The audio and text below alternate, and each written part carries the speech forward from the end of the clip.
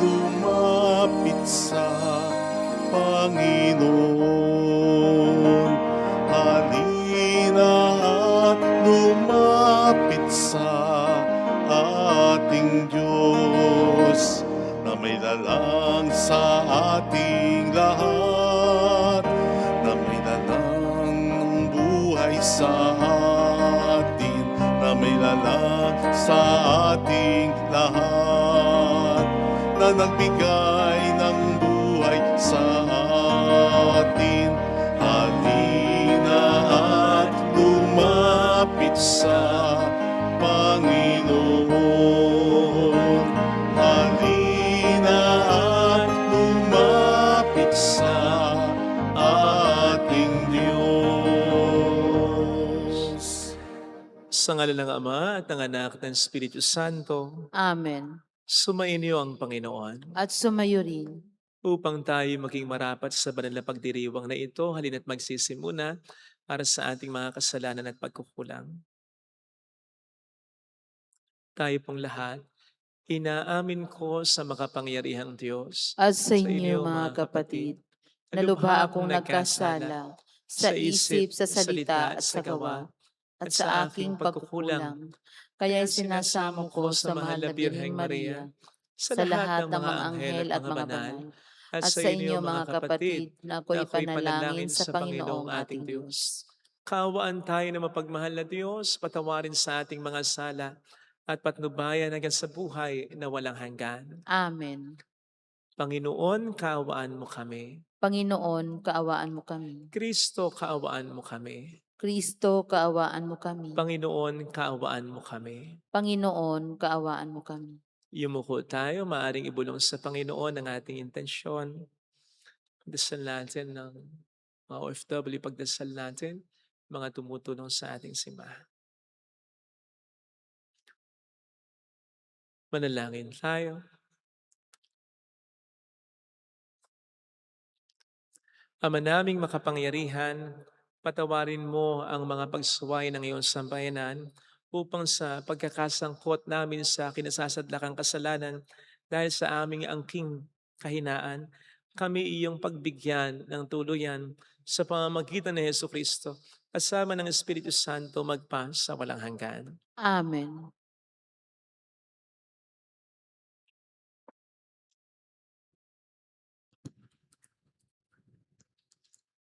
Ang salita ng Diyos mula sa aklat ni Propeta Jeremias. Narinig kong nagbubulungan ang karamihan. Tinagurian nila akong kilabot saan man. Sinasabi nila, isuplong natin, isuplong natin. Pati matatalik kong kaibigay naghahangad ng aking kapahamakan. Huwika pa nila, marahil ay malililinang natin siya. Pagkatapos, dagpin natin at paghigantihan. Subalit ikaw, nasa panig ko, Panginoon. Malakas ka't makapangyarihan. Madarapa ang lahat ng umuusig sa akin. Hindi sila magtatagumpay kailanman. Mapapahiya sila sapagkat hindi sila magwawagi. Mapapahiya sila habang panahon. At ito'y hindi na makakalimutan. Makatarungan ka kung sumubok sa mga tao. Panginoon Diyos na makapangyarihan, alam mo ang laman ng kanilang mga puso't isip. Kaya't ikaw ang maghiganti sa mga kaaway ko. Ipinagkakatiwala ko sa mga kamay mo ang aking kapakanan. Awitan ninyo ang Panginoon. Inyong purihin ang Panginoon. Sapagkat inililigtas niya ang mga api mula sa kamay ng mga gumagawa ng masama. Ang salita ng Diyos. Salamat sa Diyos.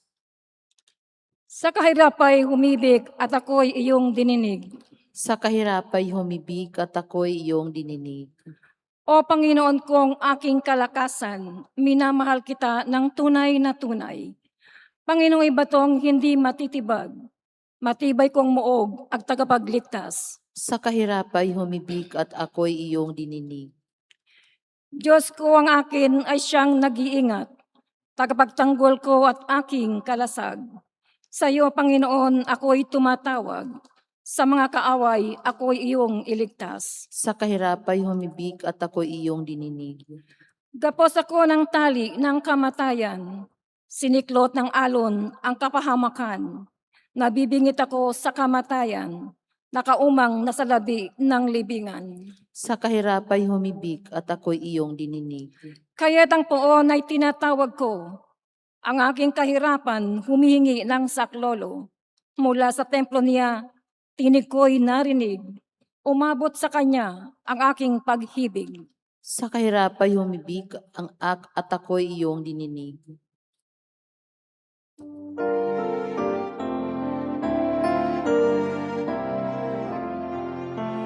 Di ba't sadyang may kapang sarili, dapat kainan ng pagsisindi at mamangha.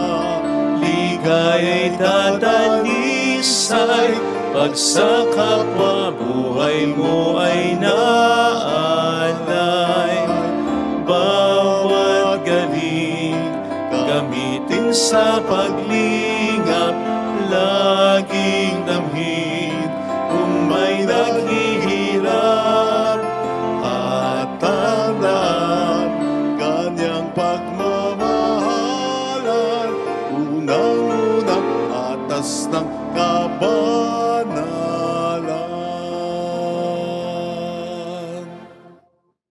Sumainyo ang Panginoon. At sumayo rin. Ang mabuting balita po ng Panginoon ayon kay San Juan. Papuri sa iyo, Panginoon. Noong panahong iyon, ang mga Hudyo'y kumuha ng bato upang batuhin si Jesus. Kaya't sinabi sa kanila ni Jesus, maraming mabubuting gawa mula sa Ama ang pinakita ko sa inyo. Alin ba sa mga ito ang dahilan at ako'y inyong babatuhin? Sinagot siya ng mga Hudyo, hindi dahil sa mabuting gawa, kaya ka namin babatuhin, kundi dahil sa paglapastangan mo sa Diyos, sapagkat nagpapanggap kang Diyos, gayong tao ka lang, tumugon si Jesus. Hindi ba nasusulat sa inyong kautusan, sinabi ko mga Diyos kayo, mga Diyos ang tawag ng kautusan sa mga pinagkatiwalaan ng salita ng Diyos at hindi maaaring tanggihan. Ang sinasabi ng kasulatan, ako'y hinirang at sinugo ng Ama. Paano niyong masasabi ngayon na nilalapastangan ko ang Diyos sa sinabi kong ako ang anak ng Diyos? Kung hindi ko ginagawa ang mga pinapagawa ng aking Ama, huwag ninyo akong paniwalaan. Ngunit kung ginagawa ko iyon, paniwalaan niyo ang aking mga gawa. Kung ayaw man niyong akong paniwalaan, sa gayon matitiyak ninyong nasa akin ang Ama at ako'y nasa Kanya. Tinangkanan naman nilang dakpin siya, ngunit siya'y nakatalilis. Muling pumunta si Jesus sa ibayo ng Jordan sa pook na noong unay, pinagbibinyagan ni Juan sa Kanya. Nanatili siya roon at maraming lumapit sa Kanya. Sinabi nila, si Juan ay walang ginawang kababalaghan, ngunit ang totoong lahat ang sinabi niya tungkol sa taong ito. At do'y maraming sumampalataya kay Jesus.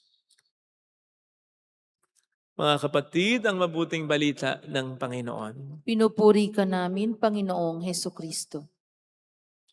Welcome sa Our Lady of La Salette Quasay Parish, kung saan ayos lang pong umiyak at samahan tayo ng mahal na ina sa pag-iyak at sa pagdarasal upang maging maayos ang lahat. Isa po sa pinakamahirap na karanasan ay yung gantihan ng kasamaan ng ating mga ginawang kabutihan. Sapagkat aminin po natin na kapag tayo gumagawa ng mabuti kahit na papaano ay naghihintay tayo ng mabuting ganti. Yung pasalamatan ka man lang, yung ma-affirm, yung mabati ka man lang, malaking bagay na yan eh. Pero hindi ka man lang mapansin, ni mapasalamatan kahit babalat bunga lang. Tapos gagantihan ka pa ng kasamaan, ay ibang level ang sadness at bitterness na naibibigay niyan. Pero diyan naman po matetesting ang ating kabutihan. Narinig po natin sa ating ebanghelyo ang naging tanong ni Kristo sa mga tao. Maraming mabubuting gawa mula sa mga pinakita ko sa inyo. Alin ba sa mga ito ang dahilan at ako'y babatuhin ninyo? Naitanong na po ba natin in one way or another ang ganito? Naging mabuti naman akong asawa sa iyo, partner sa iyo. Naging mapagmahal naman akong magulang sa iyo. Naging magalang naman, mabuting anak naman ako sa iyo. Naging mapagmalasakit na kapatid naman ako sa iyo. Naging tunay na kaibigan naman ako sa iyo. Kung bakit ako'y ginanito mo. Di ba ang sakit? May kasama pang galit. Kaya napakalaki din ang tukso pag ganyang sitwasyon na tayo gumante o huminto na tayo sa paggawa ng mabuti. Ay, wag naman po sana sapagkat walang ibang magtatagumpay at tatawa, hahalakha kundi ang diablo sapagkat siya ang dahilan kung bakit ginamit niya yung taong ginawan mo ng mabuti tapos ang ginanti sa iyo ay masama para magkaganyan ka. Para gumanti ka at bumaba ka sa standard mo, bumaba ka sa standard niya at para hindi ka na gumawa ng mabuti pa. Sinong nanalo? Ang diablo. Yan po ang dahilan kung bakit ang banal na kasulatan ay hitik sa salita ng Diyos para sa mga sitwasyong ganyan. Nandiyan yung paalala sa atin o encouragement na let us not grow weary in doing what is right. Wag daw tayong mapagod sa paggawa ng mabuti. Nandiyan ang paalala sa atin na let us conquer evil with good. Gantihan natin ng mabuti ang masama. Nandiyan din ang paalala sa atin na to love our enemies, to pray for those who persecute you. Huwag na po tayong lumayo. Ang ating Panginoong Hesukristo na lang. Siya na may pinakakakayanang gumanti at may pinakakarapatang huminto na sa paggawa niya ng mabuti dahil sa dinami-rami ng kanyang mga ginawang mabuti mula noon hanggang ngayon. Pangit pa rin ang ginaganti ng tao sa kanya. Pero gumanti ba siya? Huminto ba siya sa pag-bless sa atin sa paggawa ng mabuti? Hindi. At ang dahilan ay sapagkat mabuti siyang talaga. Ang kanyang kabutihan, ang kanyang paggawa ng kabutihan ay hindi nakadepende sa reaksyon ng tao, sa appreciation ng tao, sa anumang igaganti ng tao sa kanya. No. Ito'y nakadepende sa nature niya, sa kalikasan niya, on who He truly is. That's the sole basis of His goodness. Kaya kahit pangit ang appreciation natin, hindi natin mapansin, kahit pangit ang ginaganti natin, patuloy siyang nagiging mabuti. Kasi tunay siyang mabuti. Likas sa kanyang mabuti. At yun ang hamon sa atin ng Panginoon ngayon, na maging totoo ang ating kabutihan. Yan ang nasa likod na hamon ng kanyang mga utos na mahalin natin siya ng buo, mahalin natin ang ating kapwa, magpatawad tayo, magpakumbaba tayo, tumulong tayo, umunawa tayo. Yan ang hamon sa likod ng mga utos na ito. Nagawin pa rin natin yung mga utos na yan. Magpakabuti pa rin tayo kahit na pangit ang mga nangyayari sa buhay natin upang maging totoo o likas ang kabutihan natin.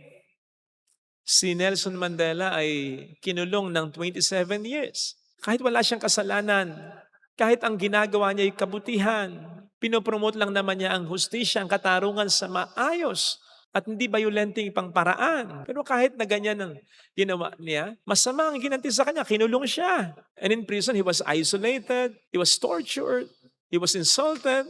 Sobra-sobra yung dahilan para gumanti siya at huminto na siya sa ginagawa niyang kabutihan. Pero nagpatuloy siya. In fact, naging presidente siya. Nagkaroon na siya ng kapangyarihan para gumante sa mga gumawa ng masama sa kanya. Sinisigurado ko namang hinihintay ng tao o maintindihan ng tao. Pero hindi niya ginawa. In fact, inimbita pa niya yung mga nagpahirap sa kanya nung inauguration niya.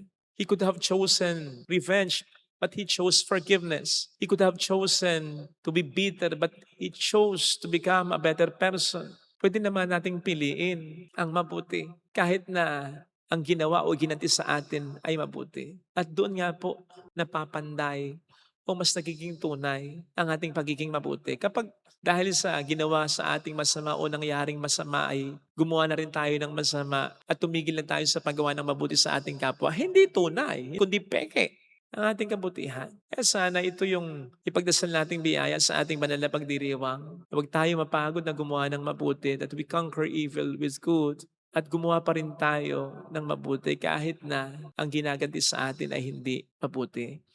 Again, doon lamang nagiging tunay ang ating pagiging mabuti. Kapag hindi na natin permis na dinadahilan, tao lang ako, hindi ko kayang magpatawad, hindi ko kayang gumawa ng mabuti, ginawa ako ng masama. Instead, maging basic at maging automatic na sa atin yung maging mabuti kahit na sa kabila ng mga pangit na pangyayari. Dahil ang nabubuhay na talaga sa atin ay ang Panginoon at hindi ng ating sarili. Amen. Ilagay natin ang ating kanang kamay sa tapat ng ating puso.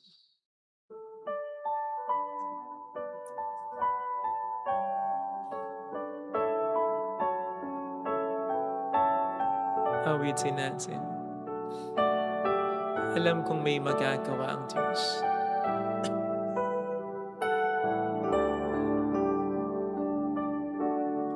Alam kong may magagawa ang Diyos. Alam kong may magagawa ang Diyos. Alam kong may magagawa Makapangyarihan siya.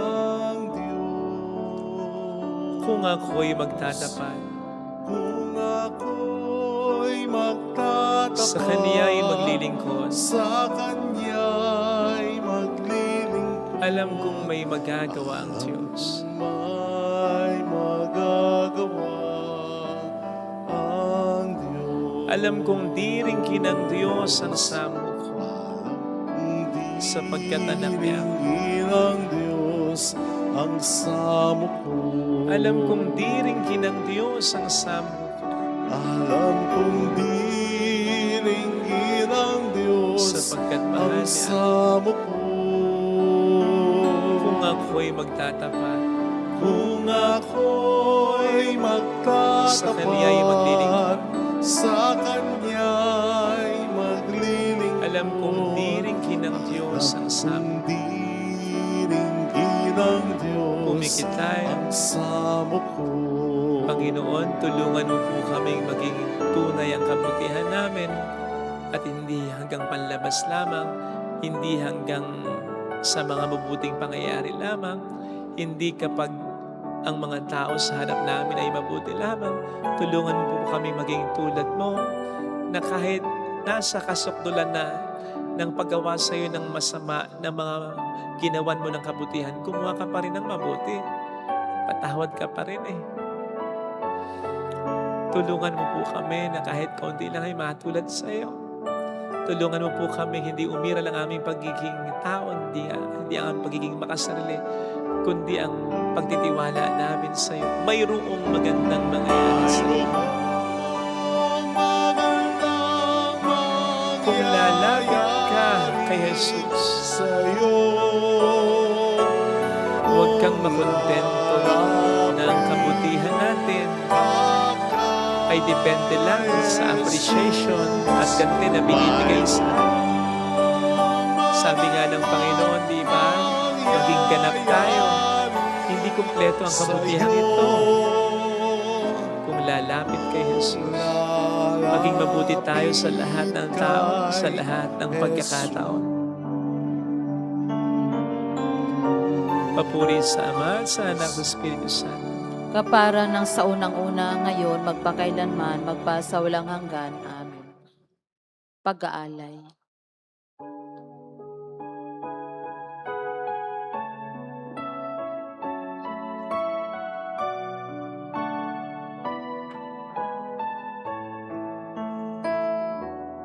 handog namin sa iyo, Ama, ang tinapay at alak na ito. Handog ng bayang umasa, sumasamba't nagmamahal sa'yo. Nawa'y dali ng iyong anghel ang aming panalangin sa iyong dambana, katulad ng halimuyak ng insenso, umakyat sa kalangitan. Handog namin sa iyo, Ama, ang tinapay at alak na ito. Handog ng bayang umasa, sumasamba't nagmamahal sa'yo. Manalangin Manalangin tayo, pang ating handog ay maging kalugod-lugod sa Diyos amang makapangyarihan. Tanggapin nawa ng Panginoon itong paghahain sa iyong mga kamay, sa kapurihan niya at karangalan, sa ating kapakinabangan at sa buong sambayanan niyang banal. Ama naming lumikha, ipagkaloob mong kami maging laging marapat para ang paglilingkod sa iyong sambahan ay aming maganap. Upang sa paglahok namin lagi rito, kami maligtas sa pamamagitan ni Yesu Kristo, kasama ng Espiritu Santo magpa sa walang hanggan. Amen. Sumainyo ang Panginoon. At sumayo rin. Itaas sa Diyos ang inyong puso at diwa. Itinaas na namin sa Panginoon. Pasalamatan ng Panginoong ating Diyos. Marapat na siya ay Ama pasalamatan. naming makapangyarihan, tunay ngang marapat na ikaw ay pasalamatan sa pamamagitan ni Heso Kristo na aming Panginoon. Sa aming kusang pagtitiis ng hirap, tinutulungan mong aming maitumpak ang kinamiyastang pagsalungat sa pananagutang iyong iniatas. Sa aming pagtulad sa anak mong mahal na nagpakasakit para sa tanan, ang pagsisikap namin iyong kinalulugdan at ang pagkapakabuti namin iyong ikinirarangal. Kaya kaisa ng mga anghel na nagsisiawit ang papuri sa iyo ng walang humpay sa kalangitan, kami nagbubunyi sa iyong kadakilaan. Santo, Santo, Santo, Panginoong Diyos ng mga hukbo, napupuno ang langit at lupa ng kadakilaan mo. Hosana sa kaitaasan. Pinagpala ang naparirito sa ngalan ng Panginoon. Hosana sa kaitaasan. Ama naming banal, ikaw ang bukhal ng tanang kabanalan, kaya sa pamamagitan ng iyong Espiritu, gawin mong banal ang mga kaloob na ito, pang para sa amin ay maging katawan at dugo ng aming Panginoong Jesucristo. Bago niya pinagtiis ang kusang loob na maging handog, pinawakan niya ang tinapay, pinasalamatan kaniya, pinaghati-hati niya iyon, iniabot sa kaniyang mga alagad at sinabi, tanggapin ninyong lahat ito at kanin. Ito ang aking katawan na ihahandog para sa inyo.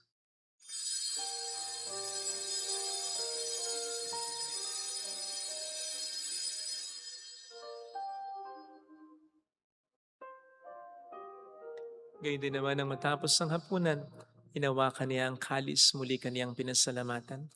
Iniabot niya ang kalis sa kaniyang mga alagad at sinabi, tanggapin ninyong lahat ito at inumin. Ito ang kalis ng aking dugo ng bago't walang hanggang tipan. Ang aking dugo na ibubuhos para sa inyo at para sa lahat, sa ikapagkapatawad ng mga kasalanan.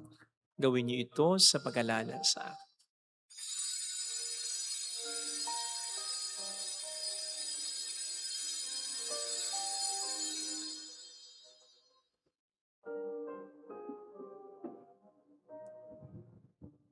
Ang misteryo ng ating pananampalataya. Si Kristo'y namatay, si Kristo'y nabuhay, si Kristo'y babalik sa wakas ng panahon. Ama, ginagawa namin ngayon ang pag-alaala sa pagkamatay at muling pagkabuhay ng iyong anak. Kaya inialay namin sa iyong tinapay ng buhay, ng kalis ng kaligtasan. Kami nagpapasalamat dahil kami iyong minarapat na tumayo sa harap mo para maglingkod sa iyo. Sinasamo namin kami na magsasalo sa katawan at dugo ni Kristo ay mabuklod sa pagkakaisa sa pamamagitan ng Espiritu Santo. Ama, lingapin mo ang iyong simbang laganap sa buong daigdig. Puspusin mo kami sa pag-ibig. Kaisa ni Leo na aming Papa, ni Janis na aming Obispo at ang Tanang Kaparian. Alalahanin mo ang mga kapatid naming nahimlay nang may pag-asang sila'y muling mabubuhay, lalo ng aming mga ipagdarasal. Kaawaan mo sila at patuloyin sa iyong kaliwanagan. Kaawaan mo at paging tapatin kaming lahat na makasalo sa iyong buhay na walang wakas. Kaysa ang mahal na Birhen ng Lazaret, ang ina ng Diyos, San ang kabiyak ng kanyang puso, lahat ng mga banal na namuhay dito sa daigdig ng kalugod-lugod sa iyo. May pagtiwang naman namin ang pagupuri sa ikararangal mo sa pamamagitan ng iyong anak, naming Panginoong Hesukristo. Sa pamamagitan ni Kristo, kasama niya at sa Kanya, ang lahat ng parangal, papuri ay sa iyo, Diyos amang makapangyarihan, kasama ng Espiritu Santo, magpasawalang hanggan.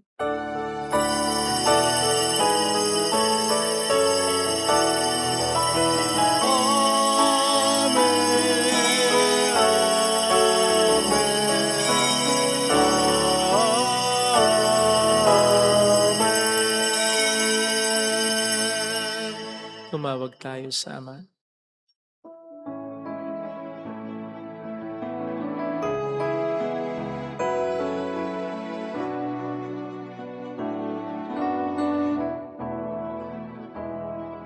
Ama namin, sumasalangit ka, sambahin ang ngalan mo, mapasamin ang kaharian mo, sundin ang loob mo dito sa lupa para nang sa langit. Bigyan mo kami ngayon ng aming kakanin sa araw-araw, at patawarin mo kami sa aming mga sala, para ng pagpapatawad namin sa nagkakasala sa amin.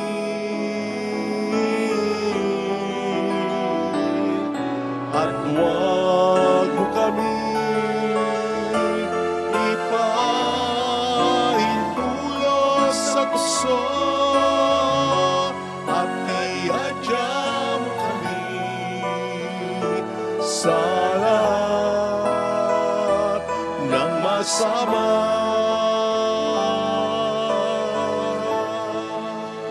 Inilig namin kami atiya sa lahat ng masama, pagkalooban ng kapayapaan na araw-araw iligtas sa kasalanan, samantalang aming pinaghahandaan ang dakilang araw ng pagpapahayag ng tagapagligtas namin sa Heso Kristo.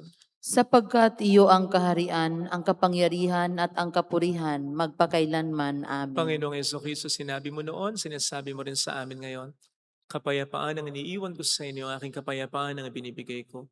Tuhayin mong aming pananampalataya, wag ang aming pagkakasala. Pagkalooban mo kami ng kapayapaan at pagkakaisa sa iyong kalooban, kasama ang Espiritu Santo magpasa walang hanggan. Amen. Ang kapayapaan ng Panginoon ay sumainyo nawang lahat. At sumayo rin. Magbigayan tayo ng kapayapaan sa isa't isa. Kapayapaan, peace be with you. Kordero ng Diyos sa nag-aalis sa mga kasalanan ng sanlibutan, maawa ka sa amin. Kordero ng Diyos sa nag-aalis sa mga kasalanan ng sanlibutan, maawa ka sa amin. Kordero ng Diyos sa nag-aalis sa mga kasalanan ng sanlibutan, ipagkaloob mo sa amin ang kapayapaan. Narito sa harap natin ng Panginoon ang ating buhay at kaligtasan. Mapalad tayong inaanayahan. Panginoon, hindi ako karapat-dapat na magpatuloy sa iyo, ngunit sa isang salita mo lamang ay gagaling na ako.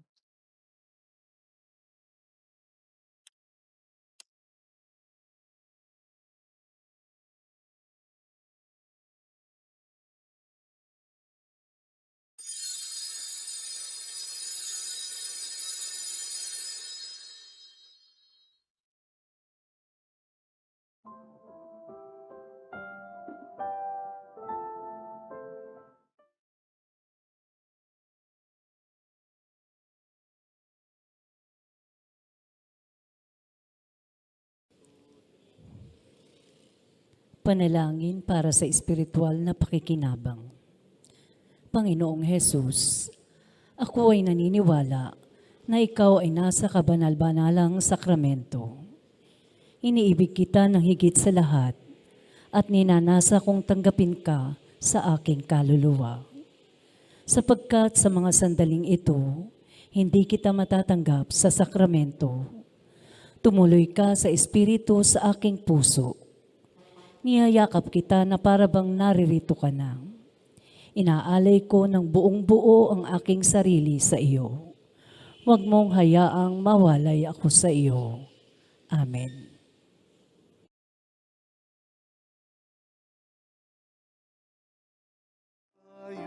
Ngayon'y nagdiriwang ang Diyos sa may nararahan, sa may pag-ibig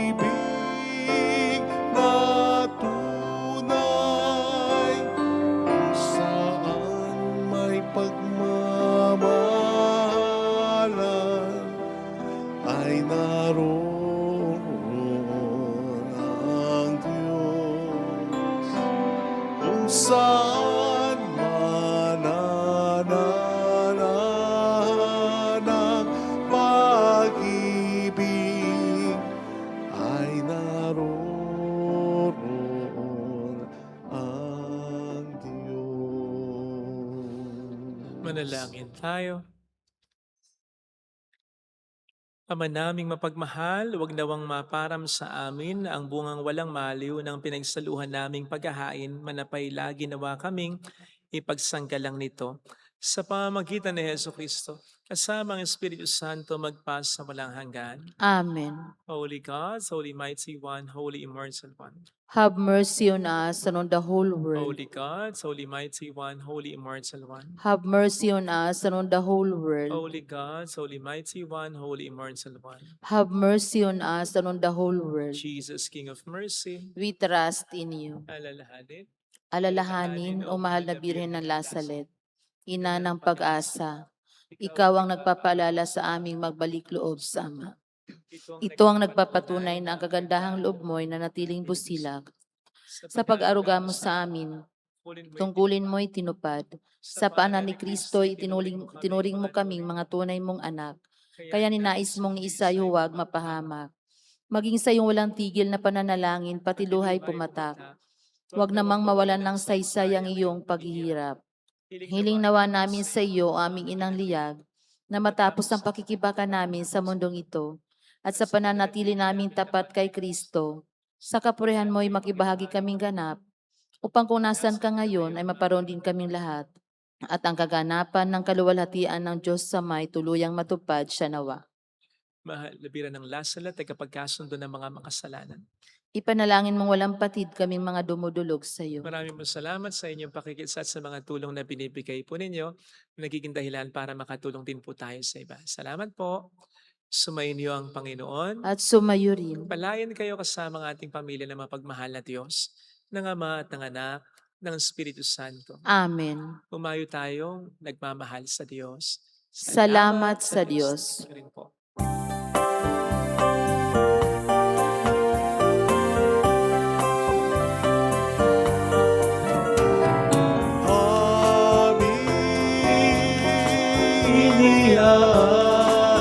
Iniaalay ang pag-ibig na walang kapantay.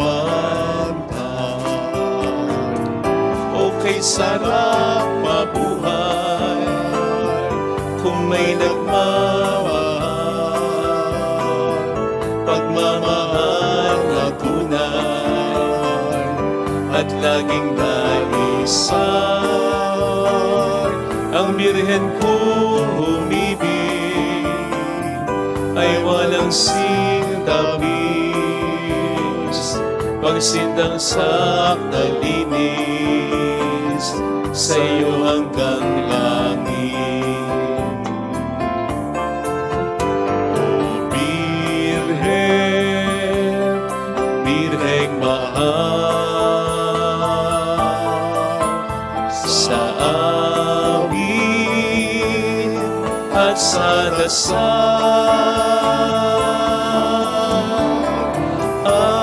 aming iniaalay